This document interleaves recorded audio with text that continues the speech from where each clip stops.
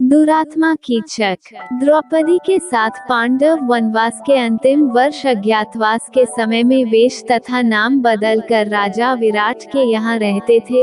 उस समय द्रौपदी ने अपना नाम सैरंध्री रख लिया था और विराट नरेश की रानी सुदेशना की दासी बनकर वे किसी प्रकार समय व्यतीत कर रही थी। परस्त्री में आसक्ति मृत्यु का कारण होती है।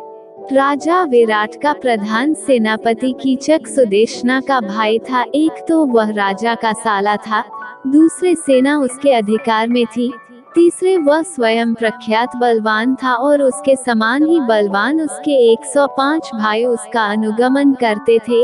इन सब कारणों के कीचक निरंकुश तथा मदान्ध हो गया था।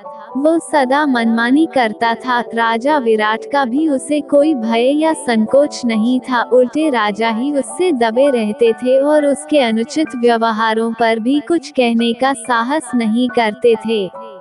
दुरात्मा कीचक अपनी बहन रानी सुदेशना के भवन में एक बार किसी कार्यवश गया। वहां अपूर्व लावण्यवती दासी सैरंध्री को देखकर उस पर आसक्त हो गया। कीचक ने नाना प्रकार के प्रलोभन सैरंध्री को दिए। सैरंध्री ने उसे समझाया, मैं पतिव्रता हूँ, अपने पति के अतिरिक्त किसी पुरुष की कभी कामना नहीं करती, तुम अपना पाप पूर्ण विचार त्याग दो। लेकिन कामांध कीचक ने उसकी बातों पर ध्यान नहीं दिया। उसने अपनी बहन सुदेशना को भी तैयार कर लिया कि वे सैरंध्री को उसके भवन में भेजेंगी। रानी सुदेशना ने सैरंध्री के अस्वीकार करने पर भी अधिकार प्रकट करते हुए डांटकर उसे कीचक के भवन में जाकर वहां से अपने लिए कुछ सामग्री लाने को भेजा। सैरंध्री जब कीचक के भवन में पहुंची, तब वो दुष्ट उसके साथ बल प्रयोग करने पर उतारू हो गया। उसे धक्का देकर वह भागी और राजसभा में पहुंची, परंतु कीचक ने वहां पहुंचकर राजा विराट के सामने ही उसके केश पकड़कर भूमि पर पटक दिया और पैर की एक ठोकर लगा दी। राजा विराट कुछ भी बोलने का साहस न कर सके। सैरंध्री बनी द्रौपदी ने देख लिया कि इस दुरात्मा से विराट उसकी रक्षा नहीं कर सकते। कीचक और भी धृष्ट हो गया।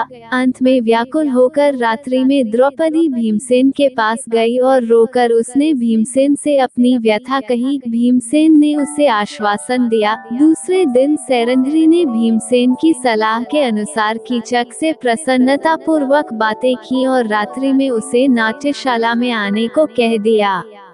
राजा विराट की नाट्यशाला अंतःपुर की कन्याओं के नृत्य एवं संगीत सीखने में काम आती थी। वहां दिन में कन्याएं गान विद्या का अभ्यास करती थी, किंतु रात्रि में वह सुनी रहती थी। कन्याओं के विश्राम के लिए उसमें एक पलंग पड़ा था।